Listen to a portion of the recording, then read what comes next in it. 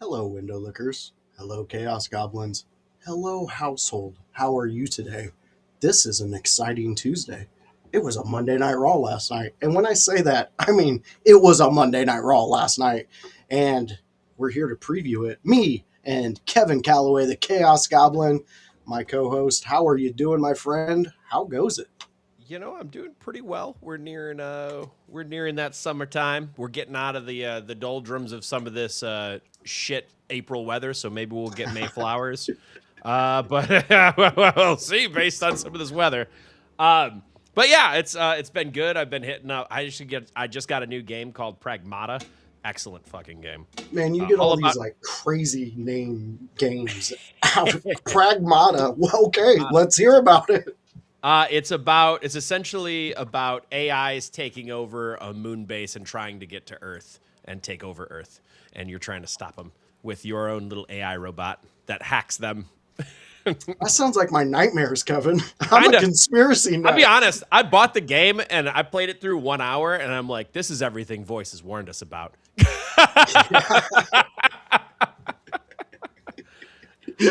We have watched Raw, Anthony. He misspoke. It wasn't the preview show. It's a review show. Sorry, yes, it's the review We're still show. working on changing the verbiage. Yeah, sometimes I got words that just fly out of my mouth. It's a habit. Trust me. But yeah, that game actually sounds pretty wild. It is. I am somebody who believes the moon is hollow. So, as an educator. Well, in this one, there's big 3D printers that can 3D print entire buildings. So. You know what? Maybe they can 3D print a moon. Dude. Wow. Okay, so Kevin's here to just blow my mind. Houses are in your house is asking, did that just come out? Yes, it did just come out. It might have been last week actually, or maybe the week prior. It might have been WrestleMania weekend that it came out. Okay. Might have been Mania weekend. Yes, Freudian slip there. Yes. Yeah. Freud, though, he was a bit of a thinker. He definitely had some thoughts. Some good, deviant ones. Some deviant ones. Some really deviant ones. But you know what? We're not here to talk about Freud. No. We're here to talk about Monday Night Raw. But before we get into that, fans, we've been teasing this for a couple weeks now. So we're just going to kick into it, and we're going to do the blind ranking challenge here. Me and Kevin are going to be the ones on it, and Kevin is going to give it to me. There we go, buddy. Here we go. I'm going to pull up yeah, there we go. Look at that blind ranking studio. It's hell good. Yeah. Look at there that. We are.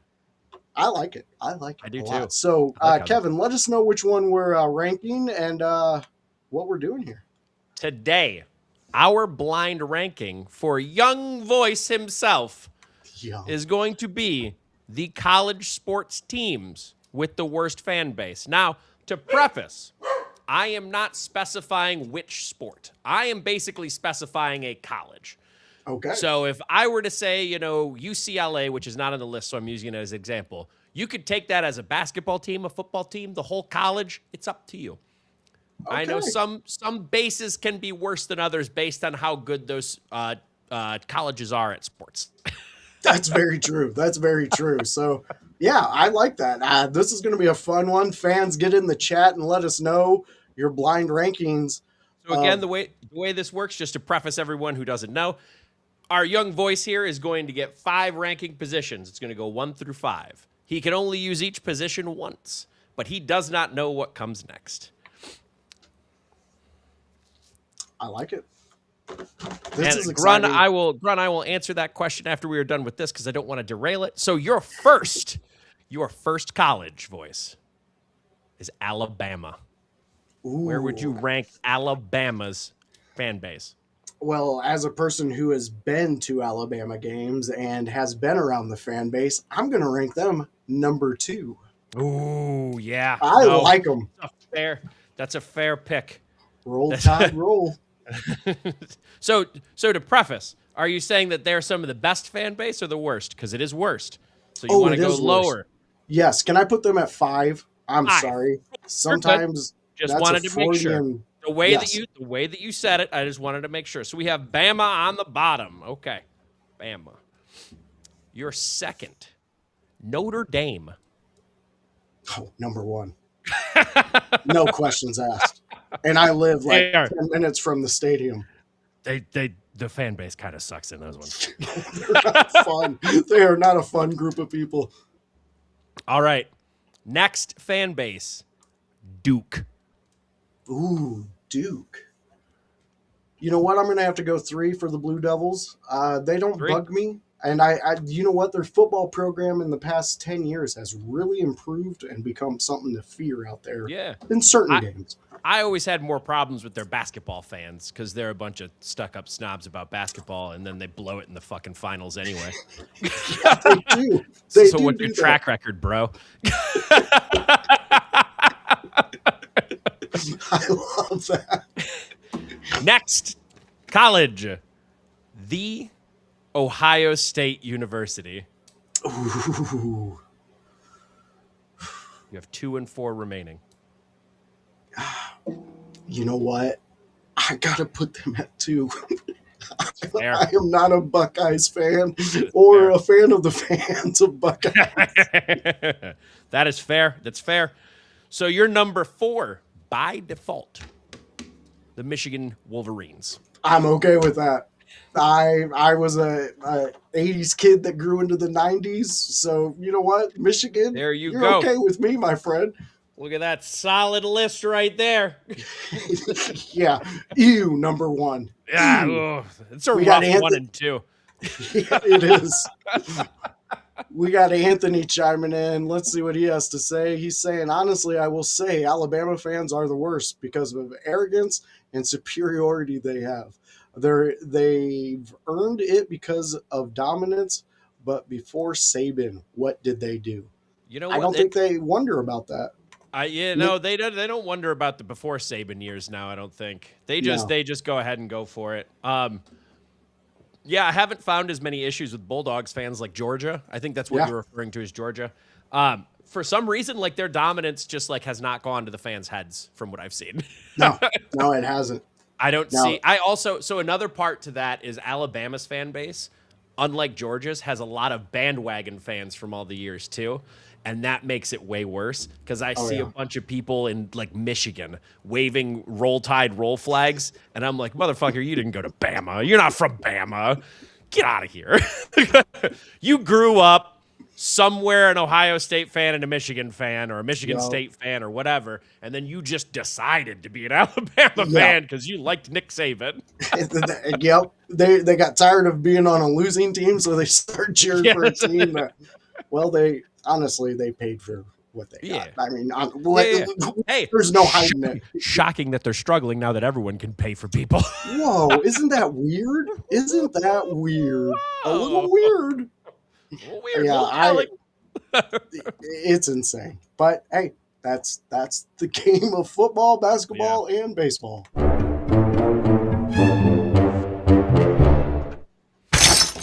All right, fans. So that was a fun time. I enjoyed that. Anthony, we got you going in the chat. You know what? Thank you for joining us and being a part of it.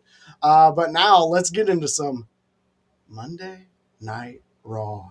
Kevin Kalloway, what did you think of this opening segment? I liked it. It won me over time. I felt the promos themselves from Braun Breaker and Seth Rollins started a little slower in that I didn't really know where they were going and they weren't it wasn't that the barbs weren't there. It's that they didn't make sense or they were a little hypocritical at the beginning where Seth was kind of like, I brought you in. And it's like, dude, Braun was already here. What do you mean? Like, we're rewriting some history on this one, brother. And there was a little bit more rewriting history, but I'll get to that later too. And then Braun didn't really have his words right at the beginning of his promo, but I think they started sticking it around the halfway point of them talking, where they were utilizing the Paul Heyman factor. They were getting across more of like their reasoning behind what they did. Because like, think about this, voice. This feud has been going on since like October, September? Because Seth's just been out with injury. So we never got an answer. It was just in the ether. Yeah. And because it's been so long in the ether, my concern with this program is that it's going to go too long if they can't get something to go with it. So I am hyped for one match at least. You might be able to sell me on 2. I'm worried they're going to try and go for 3. And I don't know if they have enough meat on the bones. It might be another one of those AJ Lee scenarios where they've just been trying to drag it out so long and the anticipation's so much there that it could disappoint. Now, I'm not saying it will. Yeah. They could. It's Seth Rollins is masterful enough, and so is Paul Heyman, that they can make something out of nothing.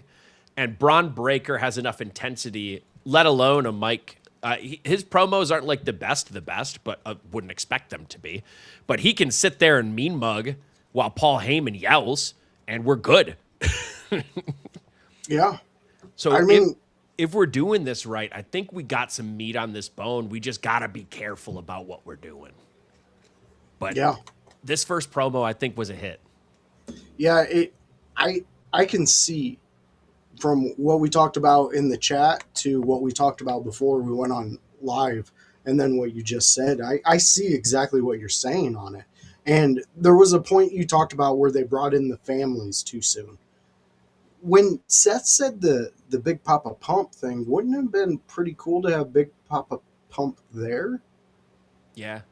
To probably be like, I mean, so like you were saying, they should have put that in the back pocket, saved it for later, if I'm going to Vegas right now and betting if this is going to go stale, I'm about 70% on it's going to go stale. Yeah.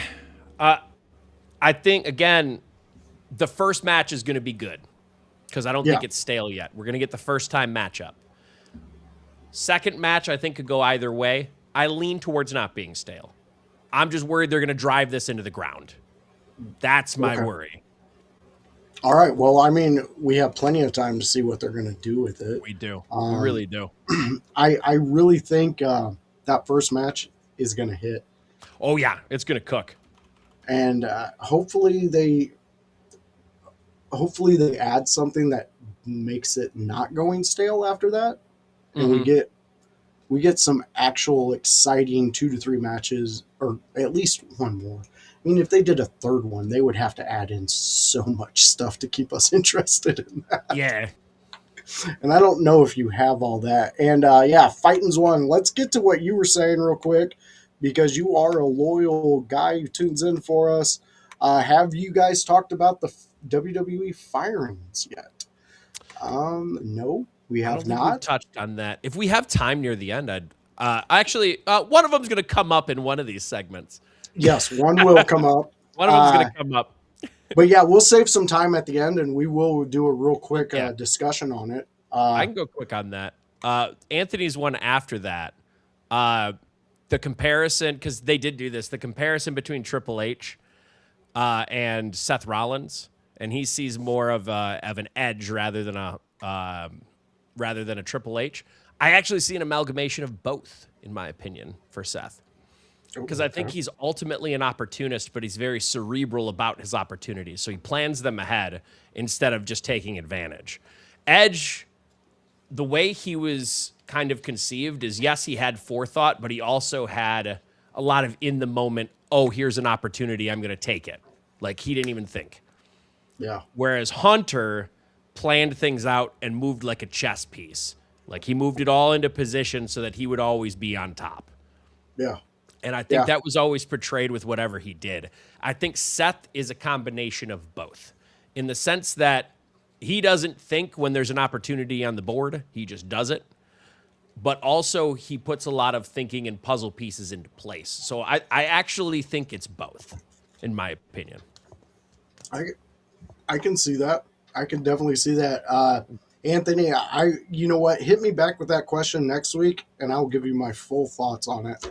Because Boys got to think on it. Yeah, I think we could go deep with that. I mean, I just rewatched the Triple H Jim Ross interview where Triple H made his name, where he was like, "You guys treated me like crap all because I came out to say goodbye to my friends." And then they rolled through all the footage, and there's just something that was so captivating about that dude. Just so captivating. It gives me goosebumps thinking about it right now. Yes, in your house, Kyrie. Yeah, definitely obviously was the most shocking one. But you know what? I seen a report, and I know this is going to shock fans that know us. Dave Meltzer put out, and he suggested that Kyrie wanted to possibly move back to Japan, and that's why there was a release. I don't know. That wouldn't shock me because that's what happened the last time too. Because Kyrie, keep in mind, this isn't Kyrie's first release from WWE. This is her second release from WWE. And granted, Kyrie was doing less things the last time she was released. So this one feels more sudden and abrupt because she was just in kind of a higher profile feud. But it wouldn't shock me if this was the same reason because there's a lot of people, especially those from countries not named the United States, that just get homesick and want to go back home. Wait, there's other countries besides the United States, Kevin? I'm saying. I would like to be tutored on this. Yeah, sure. Well, we'll go through the War of 1812 one day. 1812, you say? But yeah, that one is the one. And you know what? We'll just go right into the Io Sky Becky Lynch match from here because Kyrie is a very large part of the problem I have with what happened. Let's do it. So we had Becky Lynch come out and do an Intercontinental Open challenge. Mm-hmm. And Io Sky answers. And my first thought was, oh, they're going to have Io Sky answer this. We might be putting over Io tonight. Or we might have a program with her and Becky Lynch, which would be fresh. It'd be new. Mm-hmm. We haven't had an Io Sky Becky Lynch at least in a while. Yeah. So I'm like, okay, you've got me hyped up. Let's see how this goes. Let's see where it goes. I've never been more disappointed to see Asuka come out. And this is not an indictment of Asuka.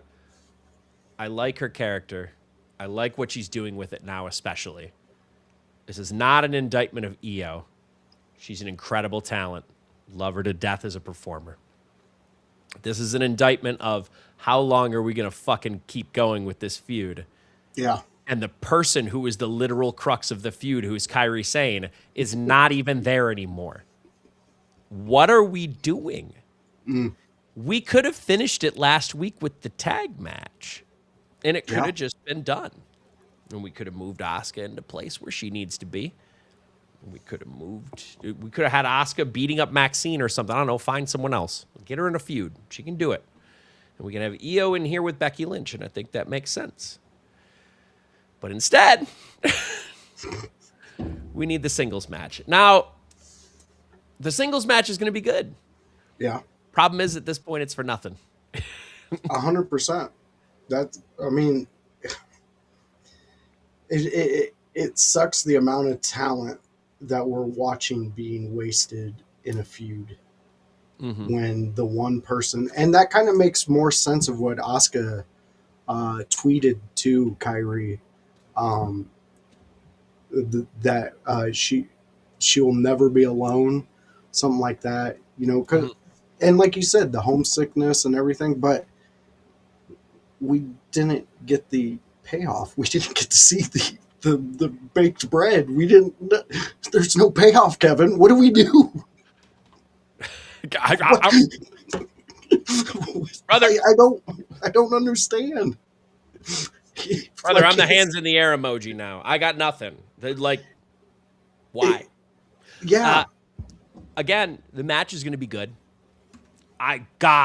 God willing, this does not go past Backlash. If you want to tie this up in a bow where Io gets the pin on Asuka,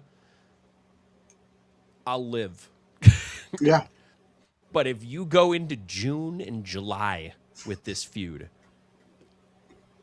I promise you, I will be coming on this stream every week and saying into the camera, what the fuck are we doing here? Well, you'll have a valid point if they do that. I'll be here with you every week. Because Io and Asuka have been feuding since Kairi chose Asuka over Io, which was back in this September? We were just talking about how AJ was that long. And you're telling me this is some new wrinkle? No, this is not a new wrinkle. No. It's only different because you made it a singles match instead of Kairi being involved. But even that, now we don't have as much a reason. Yeah, it's supposed to. Now they're trying to frame it as a student-teacher thing, which it always kind of was that, but not entirely that because there were two students. Exactly. And look at the imagery of the two students turning on the teacher. I wanted that so bad. And and it's nothing that I dislike Asuka or anything. I think Asuka is one of the best women's wrestlers to ever go in between those ropes. And she would make it so fucking believable. Like, just her reaction to being turned on by the people that she brought into this business and gave every bit of knowledge. Oh, man. Because, it would have just been epic. But we never know what this fan base can do. They brought back one man. And if it's not that she wants to go back to her native land and be home, hopefully we can get her back before Backlash or at Backlash. I also can't stress enough, because I have to corollary this ever since Seth faked an injury that everything was reporting. This report could be fake. You know what? You're tapping on some toes. She just went back to Japan to take a little hiatus, see everyone in the home country, and then come back as a surprise. I can't rule that out, because I can't rule any workout in wrestling for the most part, except death. I could probably rule out death. Well, that's a good one to be able to. And pregnancy. Pretty hard to fake a pregnancy. Yeah. The whole 9 months fake of a pregnancy. It's going to be difficult. Well, it's possible, but real difficult. But you're going to have to get a lot of bodysuits, because you're going to be changing. That's wild. You know what, Kevin? Now that you've put that thought into my head, the conspiracy wheels are turning now, aren't they? Dude, they are, because I'm just thinking about the visual of Backlash watching it. If Io and Asuka are going against each other, and then all of a sudden Kairi comes sprinting down there, Asuka's all happy, ready. I want her hopping the barricade and spearing Asuka. Huge fucking energy. Dude, yeah. Oh, man.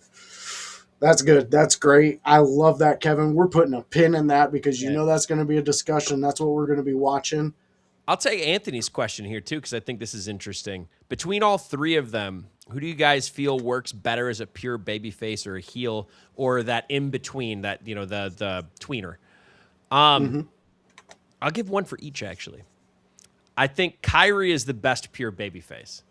Yes. I'm going to put that there only because I can only put one there, because otherwise I'd have put her and Io there. Yep. Asuka's the best heel. It's not even a question. Hands down. The way that she's there, the way that she does her makeup, the menacing appearance, her strikes, everything screams kind of that classical, like, foreign heel, like, that's going to come in, scream at you in another language, and beat the holy teetotaling shit out of you. Yeah. Great. And the best in between, I think Asuka's good at it, but I can't put her in two places, so I'm going to put Io here. And the reason I'm going to put Io here is because I don't think Kairi fits as well here. I think Kairi's better at just babyface, specifically. I don't think Kairi, to me, was always a little miscast as a heel, in the sense of, like, it's not that she did it poorly, but I think she leaned a lot on Asuka to get everything across. Yeah. She didn't have that same venom to her. She had the like, I mean, she was a pirate princess, right? So like, Yeah. she had the princess aura to her to an extent. Yeah. Where it isn't like you don't want to hate the princess, you don't want to. You could find a way to get you to hate a princess. Like there's plenty of ways. I've seen many princesses be hated over the years, but like you don't want to hate her, so she doesn't make a good in between because of that. And I think Io can do more things riding that line than I think Kairi can. Though I will say Asuka is better in the in-between role. So if I had to put them in pure categories without having to fill each with one name, I would say Kairi and Io as pure baby faces. Asuka as the heel and the in-between. No, I see exactly what you're saying there. And I agree. We have to put them in each one of their categories, the way you lined it up is perfect. And you could break it down simple as facial expressions. Yeah. Kairi is more baby face. Even when she says something after Asuka said it, it's still that baby face just still comes through. Yeah. Io, just the way she looks, there's sometimes I think that she could just turn on somebody and not give two shits about it. So yeah, I love where you placed them there. Kevin, before we get into the releases, I want to discuss the Intercontinental Championship view that we're watching because I love it. Holy God. What a match, first off. I loved that match. That was a great finish was so unique to me in the sense of like we didn't hit him with some kind so they didn't fall into the trap of I'm going to hit him with a bunch of high impact moves and then roll him up. I generally think at that point, why are we doing a roll up? You just beat him flat. It's okay. Yeah. We'll get there. They didn't do that. It was a surprise roll up. He hooked some leverage. Good to go. And it was great that way because you didn't fully lay out Rusev, so Rusev could go attack him. And man, this Intercontinental title picture, especially with the insertion of Ethan Page, feels like it has new life. And finally, they're doing something with Rusev. I feel they've been sitting on him for a while, which is not a bad thing. Not everyone can have every opportunity at every given time. Penta having this title, I think, is great for the brand. Yeah. And a young star like Javon, who you know is going to win that title at some point, adds some intrigue. Because now the person least favored to win the title is probably Rusev. But it would still be believable if you won the title. Exactly. So that kind of intrigue, it isn't like the World Heavyweight title picture where, like, we'll get to Fatu and Roman, but, like, does anyone rightfully believe that Fatu is going to beat Roman? Yeah. I don't. You might be able to get us in a couple moments here or there in the sense of like, oh, yeah, I knew that. Like where it's one of those like wrestling fan tropes where it's like, oh, he was going to kick out anyway. He didn't get me, but like you watched it anyway. Yeah. Oh, no, I know exactly. In the Intercontinental title picture, if they had a fatal four-way right now, I couldn't tell you who's going to win because they could go a couple different directions. No, I could think they would go in a certain direction. But yeah, I'm biting on false finishes. I'm there with you, man, on this IC title. Right now, if they told us next Monday, 4-way, you could go down any road of the IC title right now, and you're going to hit gold because everybody who's associated with it, everybody who's around it, right now, like you said, Rusev, you could believe him just winning it. Flat out, he could do it. Javon would, oh my God. If he popped and got that title right now, that young man, stardom. Boom. We already know he's going to be a star.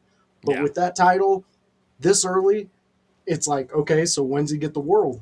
When you guys doing that? When are we doing this? So yeah, man. I think also Penta could hold it too. Penta could hold it. I think what they're going to end up doing, and it might not be right away, but this is my prediction. They are going to have Ethan Page win that title. And the reason they would have Ethan Page win the title is because he's a pure heel for Javon to beat. That's the long term of it to me. And that would be a great match. That would be such an epic match I think again. that's what they'll do. I think Rusev will look strong throughout this. He might not eat as many pins, but I don't think he'll ultimately win that title. I think he will come close. Maybe Rusev is the one to beat Javon a year from now or something. That might make sense too. Okay, Kevin, let me ask you this real quick. Do you feel that this is one of those key eras of the IC title? Like one that we might look back on in 10 years and be like, you guys remember when these guys were going for it? Like we talk about with Jericho and those think we might guys. have the makings of it. Because I don't know how quickly any of these guys ascend the ladder to world title, right? Okay. So they might be feuding over it for years to come, a couple years to come. I think Javon is the first one to move up, maybe Penta. But I think Rusev and Ethan will probably be around here for a little bit. I think Ethan will eventually get maybe not a title run, but a shot at the world title. He'll be somewhere there. Yeah. I don't know that he'll ever win it in WWE, but I feel that he's a strong enough heel that they're going to need a heel against a babyface at some point. Yeah. No, I like what you're saying right now. And Fighting Ethan is could one. make like an Oba look good. Oh, he can. Yeah. Ethan Page is so damn good. Penta's great. What you could do with Penta, though, is you have him hold it for a little bit. I'm not saying I'm not saying Ethan has to beat him anytime soon. I'm thinking Ethan is the next in line for it, though. I think we have a situation where, like, if Penta's going to lose it, he should probably challenge for a world title. He probably shouldn't win it, but he should challenge for it. Again, it's the same basic thing as Ethan Page, but they might end up giving Penta a world title at some point. Maybe next summer. Usually they test out some runs in summer. That's usually when it happens. But we'll kind of see. Or maybe it'll be a winter next year. Yeah.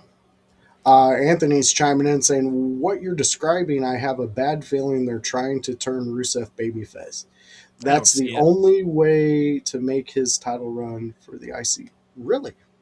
I don't really agree with that in the sense of I don't see where in his actions you get babyface after he attacks Penta and attacks Javon.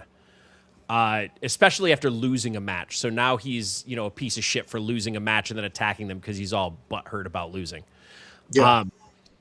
I mean, I don't think Rusev is there for any other reason but to make the other guys look good right now. But in order for him to make them look good, he in turn must look stronger first, if that makes sense. No, he's got to look like he can wreck people. Yeah, we need him during Lana days. We need that Rusev where he just comes out and crush. Yeah. That. But I love what Rusev's doing right now. Don't get me wrong. I think he's doing fantastic work. I love it. We do need to hit the Stephanie Valkyrie segment. We gotta hit the injury and the Judgment Day stuff, I think. Yes. So we had it was a backstage moment. Stephanie gets jumped, and she got jumped like it was an actual jumping by Raquel. Yeah. And then the Judgment Day women did what they've been doing to her, just whooping her ass. Kevin, how overall, how did you feel about the segment? And was there anything you might have changed up about it, or do you like where they're writing the story right now? I think for Vicaire, just based on reports I've heard, I don't know the veracity of any of it, but if she for sure has some kind of tendon injury or some kind of ankle injury, then she needs to get written off, and I think they did it in a good way. It was brutal enough that I could see her being written off for a while. As far as the segment backstage, I think they played it out. I don't think I would have changed much about it. I think it played out pretty perfectly to kind of give us either the tease that Roxanne is going to turn, the tease that Liv Morgan could have seen that and turn on her first, think of like Triple H on Orton. Yep. Back in the Evolution days. Yeah, the up down. Or it's a red herring, and we get a Raquel turn. Now you're speaking some interesting things, Kevin. So I'm just saying Raquel has not been a focus throughout a lot of this, but she was the focus prior. So to me, this could be a red herring, and I don't know if she'll necessarily. Anthony kind of brought this up about how he thinks Roxanne and Raquel might join Stephanie. I don't think anyone will join Stephanie. I think they might be united against Judgment Day, but I don't think they will join together in the sense of like, let's say Raquel turns or Roxanne turns. I don't think they form up with Vicaire to make another group. I think they would be almost frenemies, where they have a common enemy, so they're going to be friends. One of those, like, it's just one of those things where, like, the enemy of my enemy is my friend. And we're going to have a tag match. I think that would work. But I'm gonna throw on the board here that I think it's Raquel that's going to end up turning first. I think Roxanne and Liv will stay there, but then Liv will become the mad queen, so to speak, of, like, not trusting anyone now that she's been turned on. Yeah. And I think that'll drive Roxanne through. Well, couldn't this set up though? Let's say Raquel does turn. Mm-hmm. Roxanne and Liv are left in Judgment Day. Couldn't this be the angle in which they kicked out Edge? Yeah. So they kicked out Liv too. Yeah, like I kind of think that maybe Roxanne stays in Judgment Day, ends up kicking out Liv. So then if we kick out Liv, who's the babyface? Because you want to be careful here because Liv's attached to Dom. Yeah. So Dom and Liv would be out at the same time. What if Dom does dirty Dom shit? And he's just like, you can't rule that out. This is an interesting one because I do see where Anthony was coming from. Mm-hmm. I see what you're saying, but I'm more geared towards the Raquel, and maybe not Roxanne turning on Liv. Maybe Liv doing the Mad Queen because she could do that so well. Yeah. This is an interesting one. This one's going to be fun to sit back and actually, and see where they go with it because we've been talking about the split of Judgment Day, especially with the women. Yeah, way before Liv even got injured, way back then. We were definitely talking. We got Anthony with a question. I have a question, guys. How Stephanie's character has been booked? Is it possible that she probably sent this segment with Roxanne and Raquel, making Morgan believe that she called the shots of sending Finn there? Yeah. And sowing the dissension. I don't want to rule out the possibility, but we might be getting too tinfoil hatty on it in the sense of it'd be a hat on a hat. At that point, you're teaming up Vicaire, Finn Balor guaranteed, and potentially teaming up Raquel and Roxanne. If Vicaire's taking over Judgment Day, I guess, to form, Judgment Day Wolfpack. But I could see her coming out that way, though. I just don't see him going that way. I could see potentially Vicaire getting people around her to face Judgment Day. So if maybe one of them turn, not both of them. So let's just say Roxanne is the one.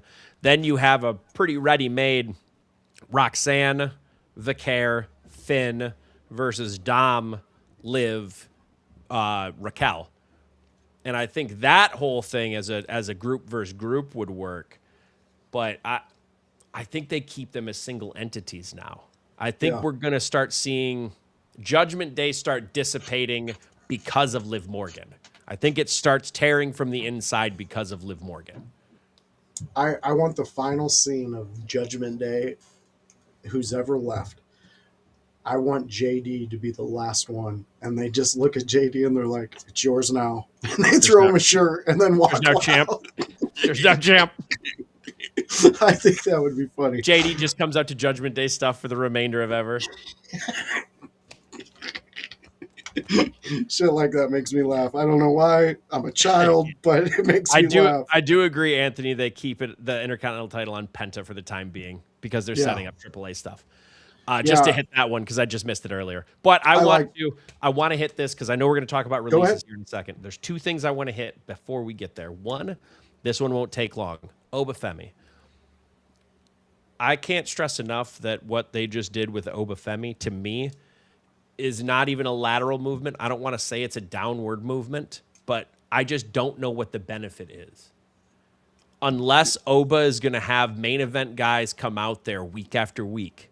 And I'm talking main event upper card guys, not Kofi Kingston, not, random Dragon Lee coming out. I don't like great performers, but they are not viewed as a threat. Yeah. Right now, Oba just came off the biggest win potentially of anyone's career in the last 10 to 15 years. So because of that, we're now going to some open challenge because it feels like you don't know what to do with him. Here's my recommendation. Keep him off TV. You just don't. Just don't. Because then when he comes back to hunt someone's head, it'll be meaningful. Yeah. Bring him back for King of the Ring, maybe right before King of the Ring. Then have him run through King of the Ring. Give him something because an open challenge where people just come out and Oba kills him in 2 minutes, it's a meaningless challenge. Yeah. And I don't know where they're leading to this with. I assume it ends with some kind of...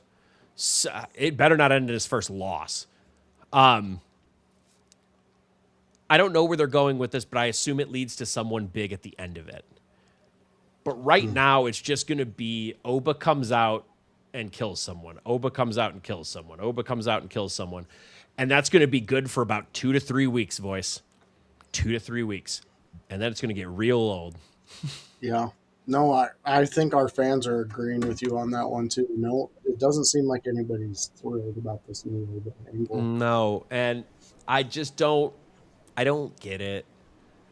Because it was easier just to say, hey, Oba, go out there and say you're the ruler now, and then come back in a month. We'll see you then. Have a good vacation. Yeah. And it's so simple. It's so simple to do that.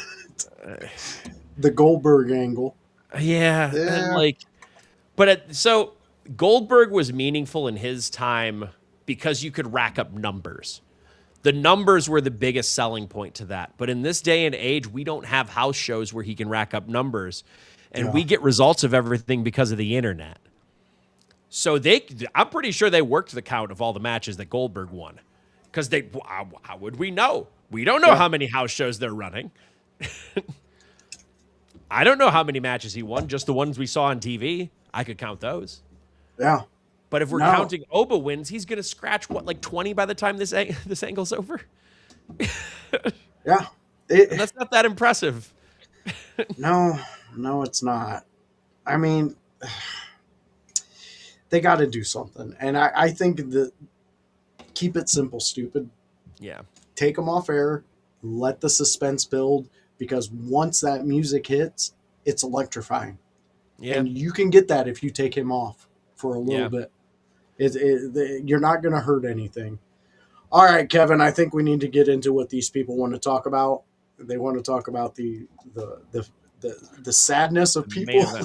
The main event segment? We're talking about the main event segment? Or are we talking about the releases? I want to hit this main event segment real quick. Let's hit the main event segment before I'll we go do it into real the quick. releases. I'm just going to hit the keynotes for it for me. And we talked a little off air, so I'll keep it brief. Roman and Fatu, I'm excited for the principle of the match.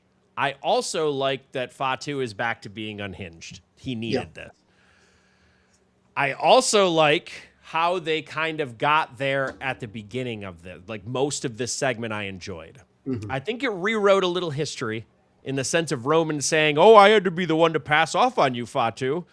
Bro, no, you didn't. No. We could have done without that part. You didn't need to assert that you control everything, whatever. I also love the reinsertion of the Tongan death grip. And Voice, you brought this up because I didn't notice it as much, but then I had to think back. Was the Tongan death grip and the headbutts with it? Loved the addition of the headbutts. I didn't catch that. I thought he was just shaking his head like Fatu does. Yeah, he was going right in at Roman with that. Perfect. I love that for the Tongan death grip. Here is my issue with the segment. This is a big issue that I had with this segment. We just got the debut of a new finisher that's literally choking someone and destroying their vocal cords. And Fatu is walking away. We all got the point that this match is probably going to happen at this point.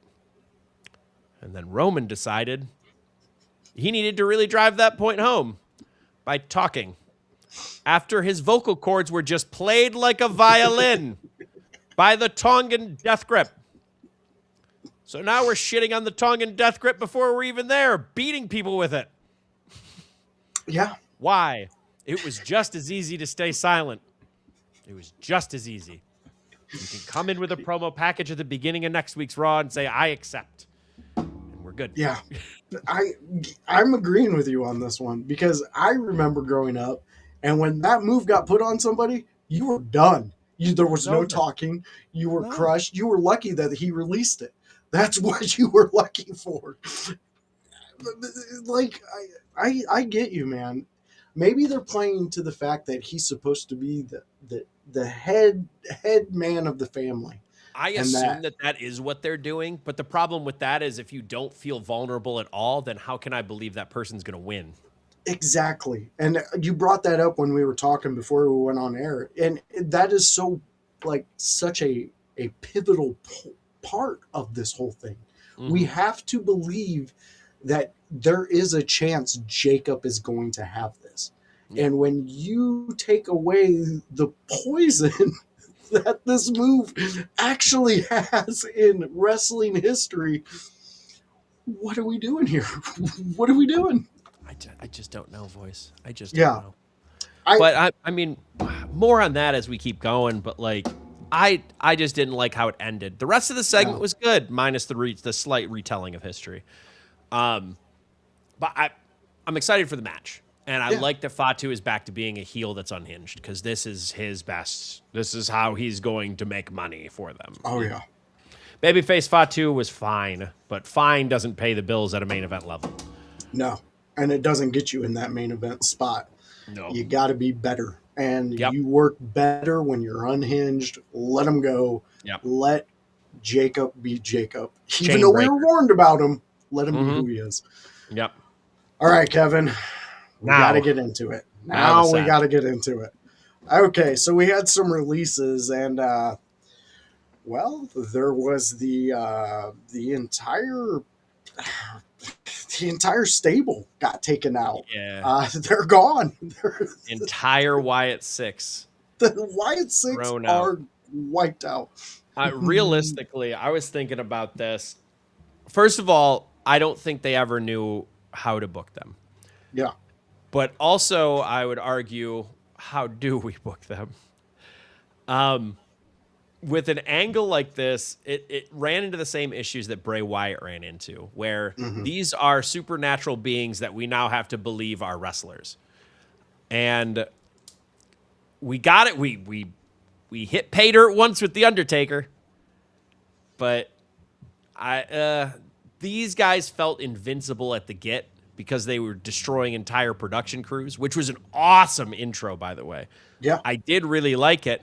But then a lot of their follow-up was just menacing, and it took a long time to get in the ring. And then once they got in the ring, by the time they got there, they humanized them. And it was like, oh, so they're just humans who are sad that Bray Wyatt is gone. And that's their gimmick. Yeah. And there aren't any other stables for them to feud with other than the MFTs because there's nobody else with enough dudes. Yeah. So then who are they going to face but an endless feud with the MFTs? And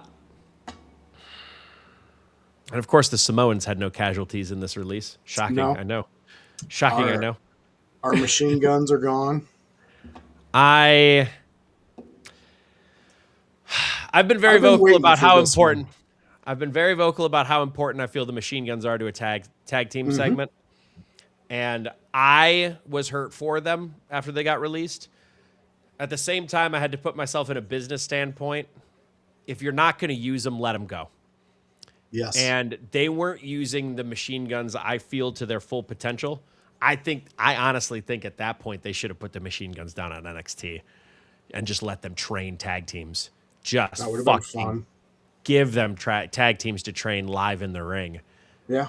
And I think that would have been a better use of him than leaving him on SmackDown to do nothing with fucking Fraxium.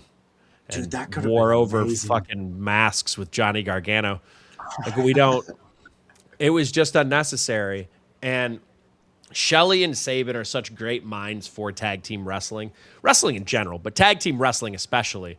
So underutilizing them there, I think was a big miss.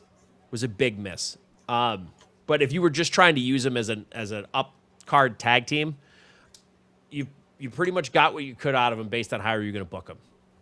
But there was something else there for them that you could have done. Yeah. Yeah. Dexter, this not wrong. Yeah, I just don't get, like, with Dexter, there's so much there that you could use. Like, he looks the part. Mm-hmm. He can play the psycho. We've seen him do it. Okay. The machine guns, I'm with you. They weren't being used. And that's a tag team that you have to use if you have them. Yeah. I like your idea of them if they would have went down to the NXT.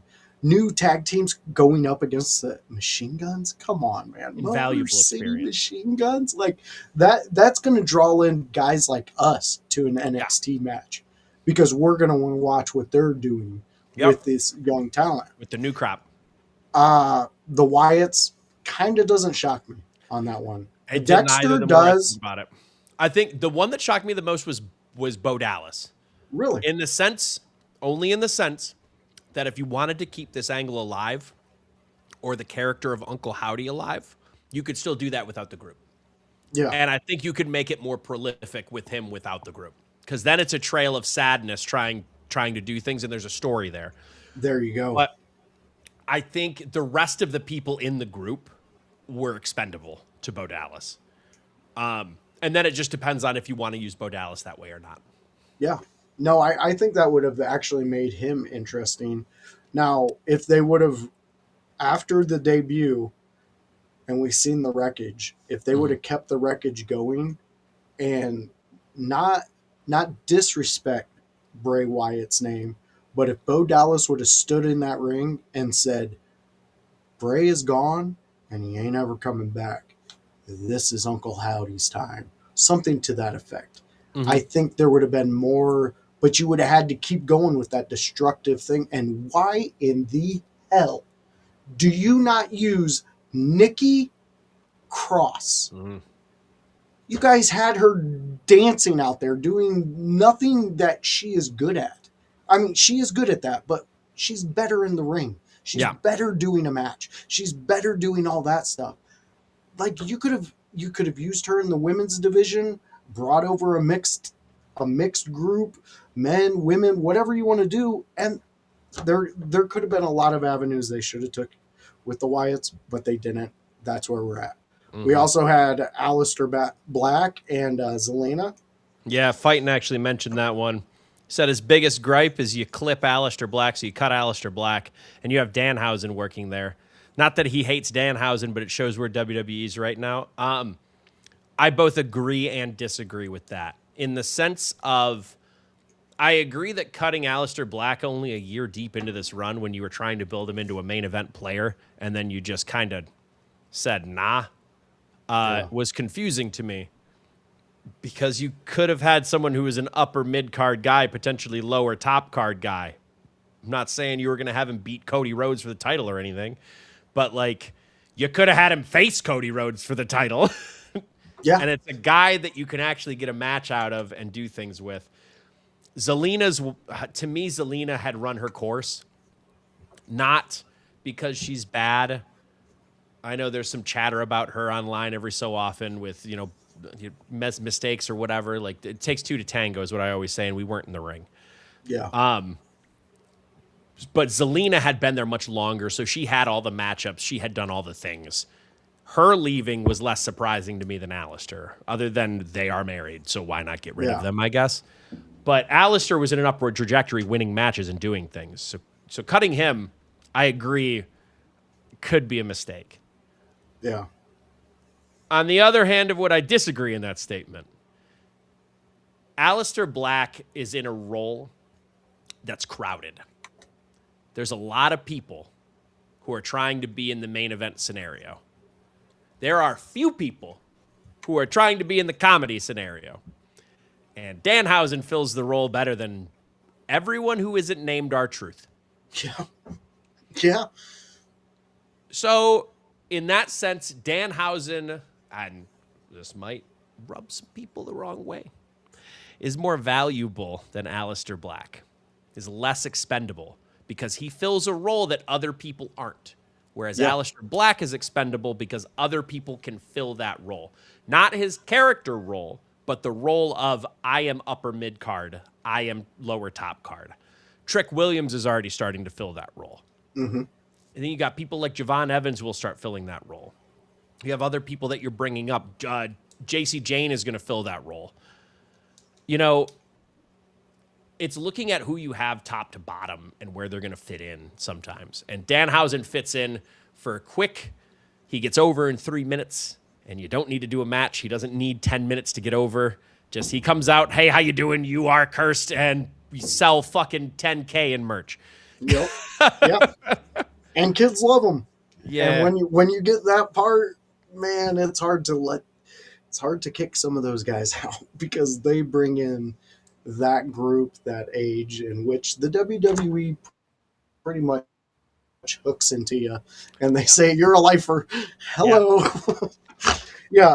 Was there anybody else on the list that threw you for a loop? I'm trying to think of who else is on the list. Well, none of the LFG drops. Surprise. Yeah. Because they're always going to sort people out, and I don't know who is on top of their card or anything, but at the level that they're at, if they aren't shaking enough hands or showing respect in the back, they are quick to get cut. So that's my assumption of what happened. If you're at the level of, hey, I might get a job, and instead of, hey, I have a job, respect is going to go a long way with a lot of the vets. This is just how the wrestling industry works. I don't make the rules. Hell, I don't even like half the rules. But I do know how it works in the sense of you have to put yourself out there in order to keep your job and opportunity. It isn't as easy as how we view it in our world of, you know, you show up to work, you clock in, you do your job, you clock out. Wrestling doesn't work that way. You clock in, and then you don't clock out when everyone else does. That's how you keep your job and to send up. Yeah. And that's the reality of it. Whether it's fair or not is up for debate, but that is the reality of it. Yeah. I mean, that's the playing field in which it's not unfortunate, but it is unfortunate that you've decided to go into.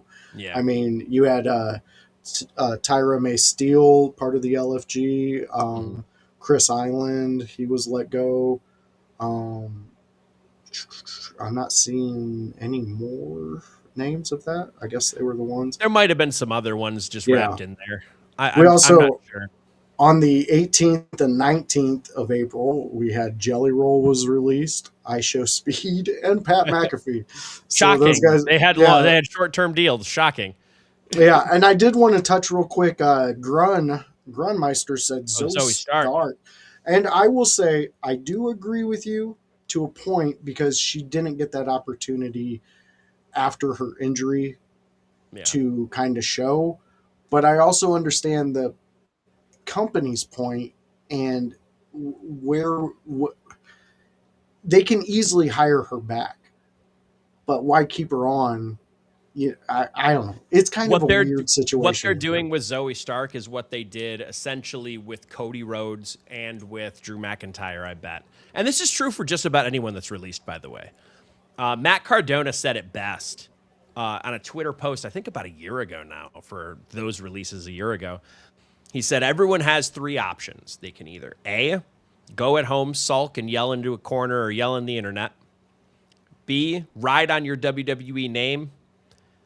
Or C, you can go out there, reinvent yourself, and have a ton of fun and make a bunch of money on the indies. Because then that last option also ends up making you undeniable to get hired back. Yes. Yes, and we've seen that with a handful of... Don't be shocked if that happens to Zoe. She's young enough to pull it off. Oh, yeah. And she's so talented. I mean, she's got some talent behind her. I like ending this discussion with Fighton's question. All right, let's pull it up. Cross over to AEW? The Machine Guns will. They have contacts there. They know the people there. They were probably very close to signing there before WWE swooped them up. I bet the Machine Guns show up on AEW at some point. Don't know when, but I bet they will. I know TNA's doors will be open too, so it also depends on how much of time they want to work instead of work on their band. Because they have a band, shout out to their band, Grappling. Punk band, you might like them actually. Very Detroit punk. But they will probably end up in AEW. And I think they will do well there. I think Aleister Black already showed up on TNA, if I'm not mistaken. I heard he debuted back as Tommy End. Maybe it was a false report. It's possible. I heard TNA, you said? Yeah. As of April 26th, Aleister Black has not appeared on TNA Wrestling.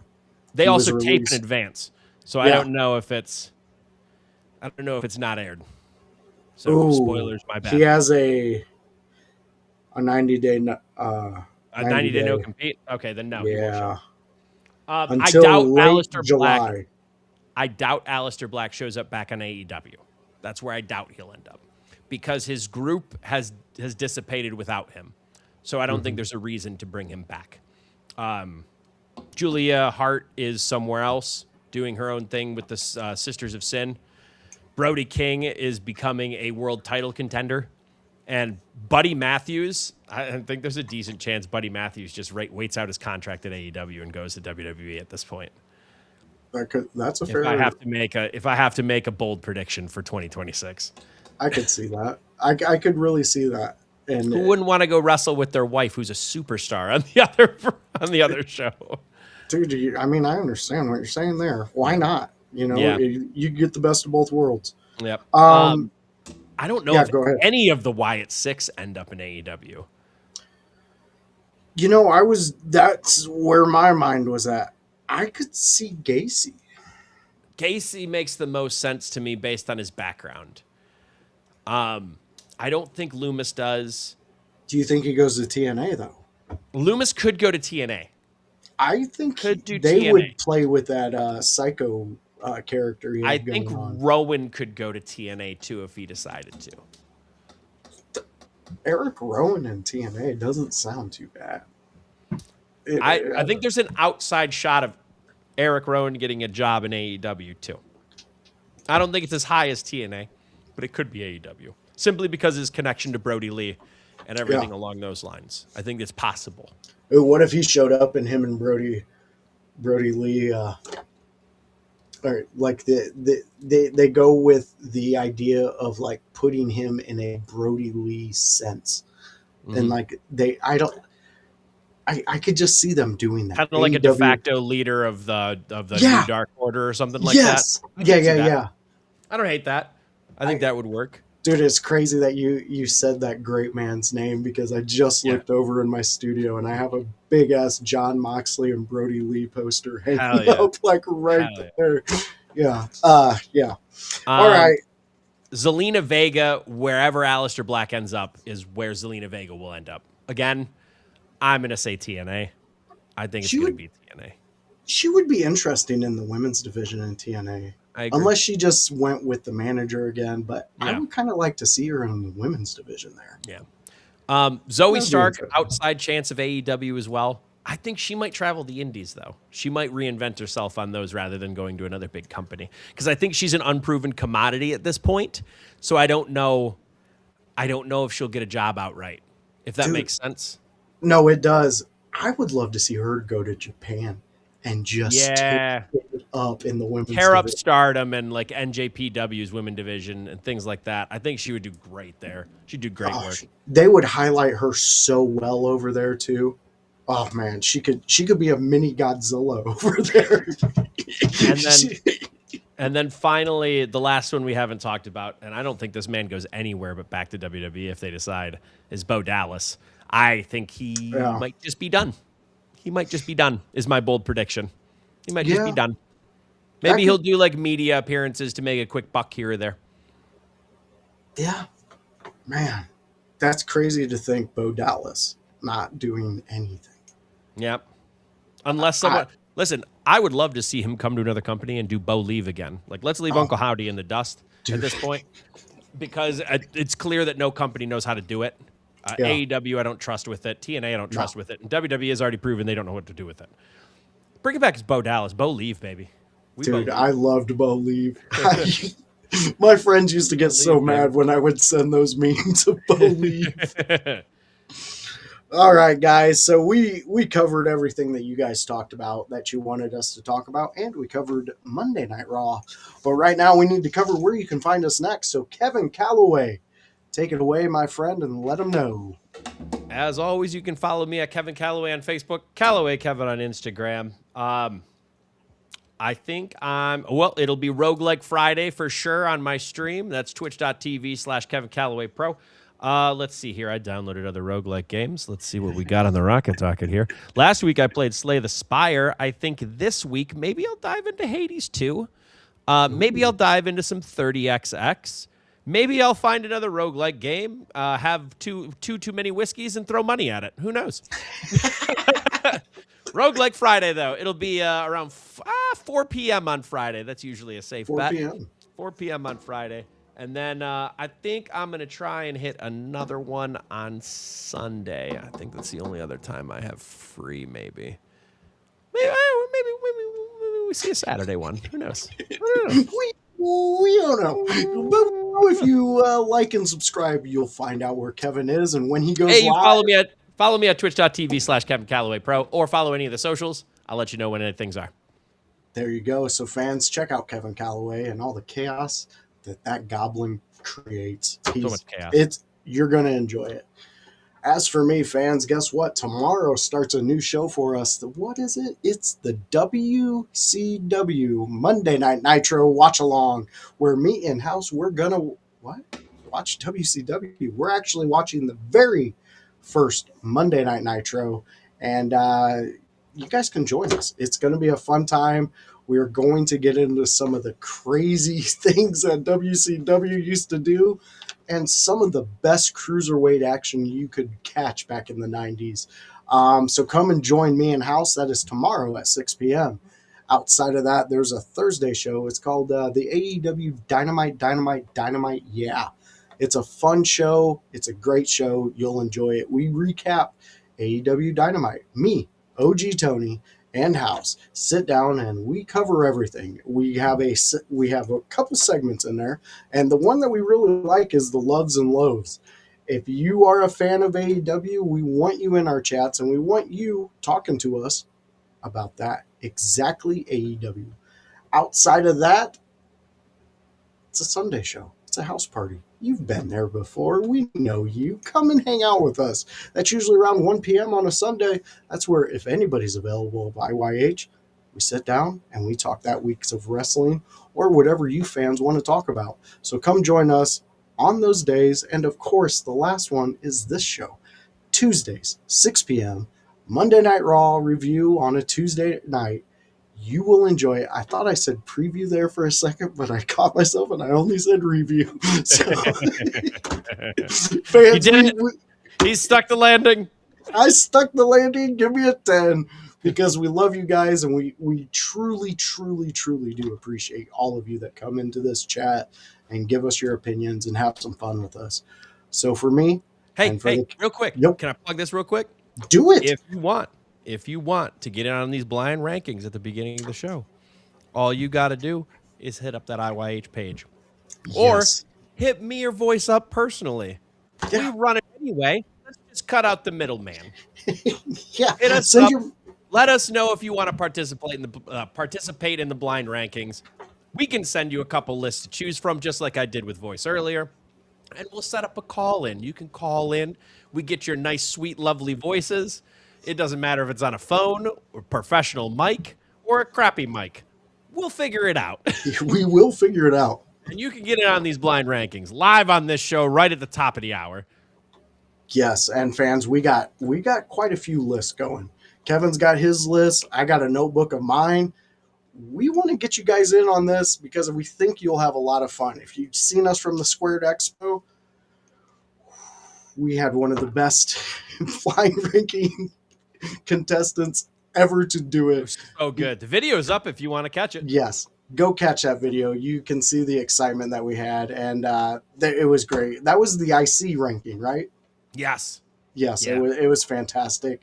So, for everybody here at In Your House, we thank you, and we will see you next time. For me and for Kevin, bye bye.